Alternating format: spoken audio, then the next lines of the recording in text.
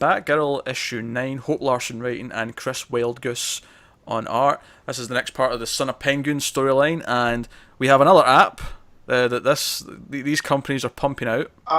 I can never go to Burnside, ever. Too many apps. I would go on a punching spree worthy of the Hulk. Honestly, do you know what my favourite moment of this issue might be?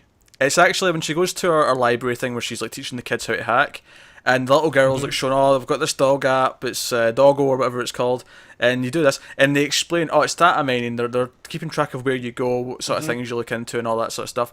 And I love that she goes off, she stops talking, and she goes and writes down a bit of paper, and then holds it up and says, are they listening to us? It just, do you know what it felt like? It was like little Ron Swanson, just like, are they listening to us? It was so much fun. I love it. But no, so she's helping out her friend who's having a fight over adopting / getting a kid with a partner, and she's got a paper she's supposed to write, and she's having struggling focusing. Meanwhile, she's still trying to look into Vic form where Penguin's son is like sort of working out of, and she goes to like a masquerade ball with him briefly, and they have a little bit of a moment. But of course, the big thing is at the end of this issue when she goes during the masquerade ball, she's like, "Oh, no one's at his headquarters right now. I'm going to go and snoop," and we get these wonderfully comical bowler-hatted henchmen attacking her, and she's like, "Wait, I know who these belong to," and then obviously the actual Penguin, Oswald Cobblepot, the wonderful bastard that he is there. I kind of wanted to be a hipster villain, like not You Penguin. just wanted to punch a hipster.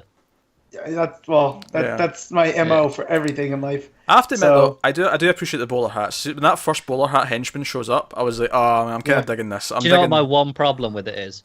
I wish they'd gone full James Bond and thrown the bowler hats and then been all like blades. That's what this needed, just to really be throws perfect. a shoe. We only got like 3 pages of them so far, so you might get that next issue.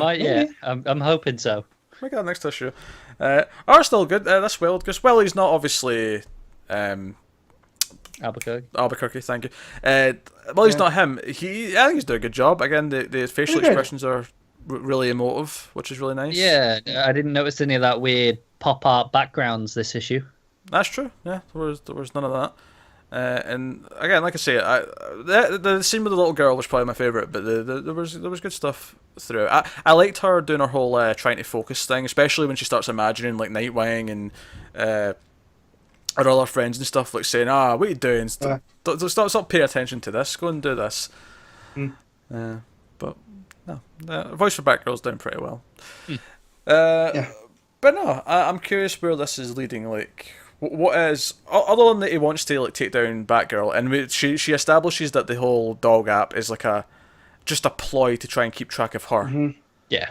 Like, what is his end game actually? Is he just trying to take over the town? Is he wanting to be like a new crime boss like his father is, or like?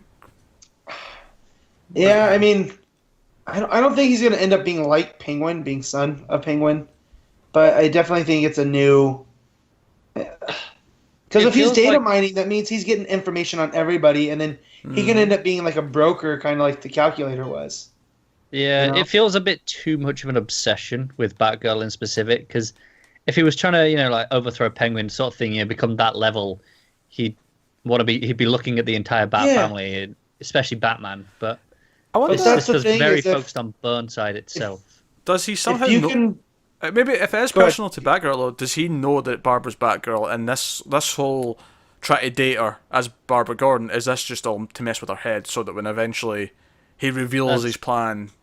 Yeah, that's what I was thinking, because it feels like maybe he's targeting Burnside as a way of getting to her specifically. It's not but she's in my way of Burnside. He's come to Burnside for her.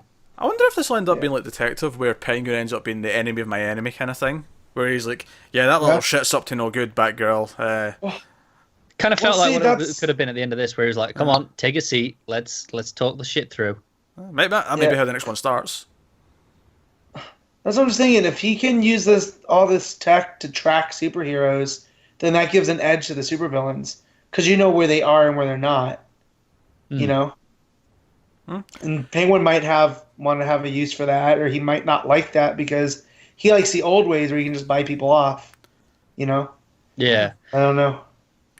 Actually, another page I like this, when she's trying to concentrate and she's like doing the whole thing she did in the first arc where she's going into her mind room and she's trying to like focus to do that. I like that we get like a panel of her normal like focusing, then the next panel you see the buzzing of her phone, and then it's like the glass of the panel cracks in front of her. I thought it was a really nice touch. Yeah. It's like she's trying to like focus and then it breaks her focus. Literally, it is literally breaking her concentration. Yeah, that's Batgirl. Any final thoughts before we? No, it's solid. Yeah, it's solid. I'm still enjoying it.